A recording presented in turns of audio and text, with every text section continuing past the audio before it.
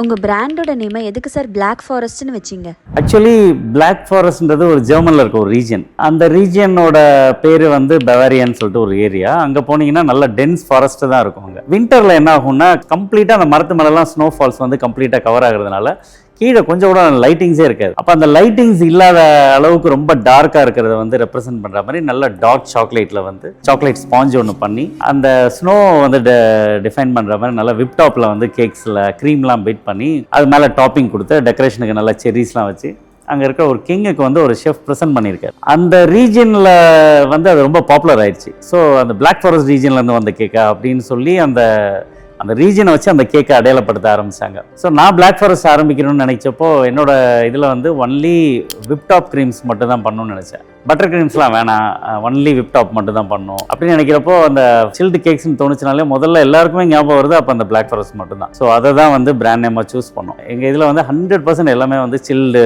Cakes, chilled desserts அப்படி வச்சு ஆரம்பித்தது தான் பிளாக் ஃபாரஸ்ட்.